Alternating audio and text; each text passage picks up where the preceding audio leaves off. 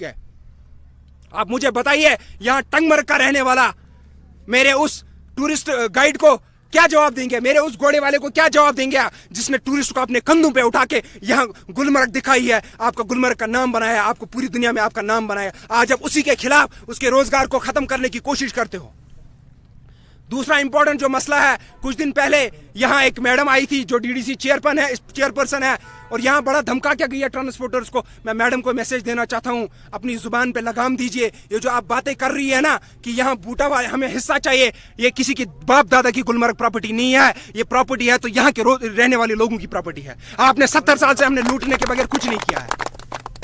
यहाँ होटल देखिए, वो भी श्रीनगर, सोपोर, पता नहीं कहाँ कहाँ के लोग गुलमर्ग वाले। यहाँ जो टंगमर्ग के रिहाइश गाह हैं, जो यहाँ रहने वाले लोग हैं, उनके पास कुछ नहीं है। आज अब यहाँ भी हम पे हाथ डालना चाहते हैं। ये जो बूटा पथरी है जो गुलमर्ग में आती है, यहाँ से 3, 4, 5, 6 किलोमीटर की दूरी पे है, जो इसमें आती है, उसको भी आप हमसे छीनने की कोशिश करते हैं।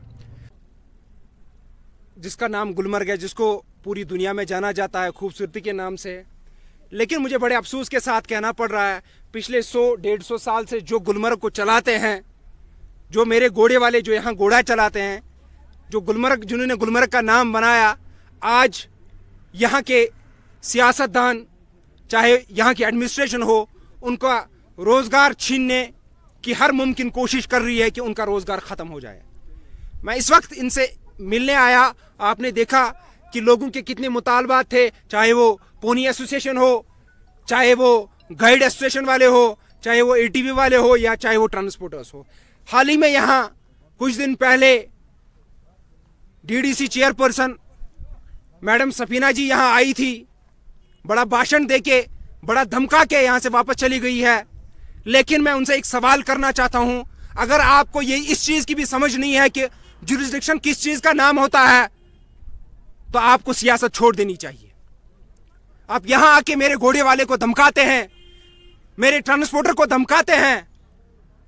मैडम, शायद आपने अभी अपनी आंखें नहीं खोली हैं, आपको नहीं पता है टंगमर्ग में अब वो सियासत नहीं चलेगी जो आप 70 साल से यहां चला रहे थे। आप अगर अपनी आंख किसी की तरफ भी उठाना चाहते हो, चाहे वो घोड़े वाले हो, चाहे वो गाइड हो, चाहे वो ट्रांसपोर्टर्स हो, चाहे वो स्लेंज वाले हो, चाहे वो एटीवी वाले हो, तो आपको पहले मुझसे टकराना होगा, तब आप इनकी तरफ आंख उठा सकते हैं। डी साहब से, फिर डीसी बारामूला से, एलजी साहब से, कि जो भी मैंने मसले यहाँ रखे, मैं एक रिप्रेजेंटेशन भी दूंगा।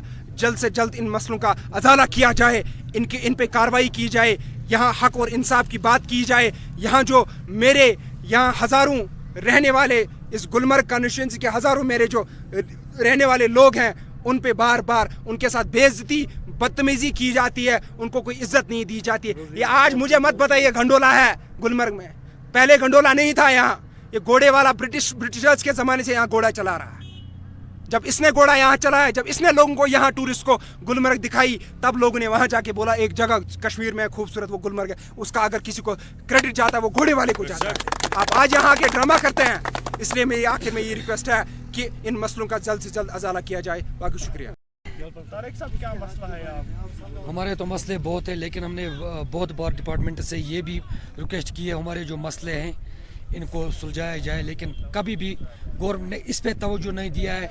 अब हम एलजी साहब से रिक्वेस्ट करते हैं, पहला ही हमारा मसला है जो बूटा पथरी है, 2010 में उसकी इनाग्रेशन गुलाम हसन मीर साहब ने की है, लेकिन वो इनाग्रेशन हुई थी कि घोड़े वालों का रोज़गार उससे बढ़ेगा, लेकिन घोड़े वालों का रोज़गार उससे घट रहा है। पूरा ट्रांसपोर्ट आज बूटा में चल रहा है। गुलमर्ग से जो पार्किंग गुलमर्ग की बनी हुई है, कोई भी गाड़ी पार्किंग में टिकती नहीं है, आज टिकती नहीं है। जो गुलमर्ग की ग्रीनरी है, जो ग्रीन बेल्ट गुलमर्ग का है, पूरा ख़त्म हुआ है पोल्यूशन की वजह से। जो बूटा पथरी है गुलमर्ग से 5 किलोमीटर की दूरी पे है। गाड़ी का जो फेयर है उसमें 1700 रुपया गवर्नमेंट फेयर है, 10-10 हज़ार 12 हज़ार रुपया गाड़ी का लेते हैं वहाँ तक टूरिस्ट के लिए। लेकिन ट्रांसपोर्ट का जो अलाव है, गेट 2 लगे हुए, कंडे 2, उससे आगे कोई अलाव नहीं है गाड़ी। हमारे पास इसमें बाज़ाब्त डॉक्यूमेंट्स हैं कि गाड़ी कोई भी आगे नहीं जाएगी। लेकिन आज बदकिस्मती से पूरा ट्रांसपोर्ट गुलमर्ग घूम के आ रहा है। जो घोड़े वालों की रजिस्ट्रेशन है 1771 रजिस्ट्रेशन है, पूरे सब दिन भर 1 बजे तक सफ़र करके वापस जाते हैं घर। रोज़गार भी 2 टाइम का मुश्किल हो गया अब कमाना। और हमारे साथ जो वादे किए गए थे, या एटीवी गाइड बाइक या स्नो बाइक, ये घोड़े वालों और स्लेज वालों को दिया जाएगा। मैं सीओ साहब और एडी साहब से और डायरेक्टर टूरिज्म साहब से ये रिक्वेस्ट करता हूँ, इनको पूरी तरह से छांटबीट की जाए कि ये किसको दिया गया। इसमें आधे लोग हैं बम्बई के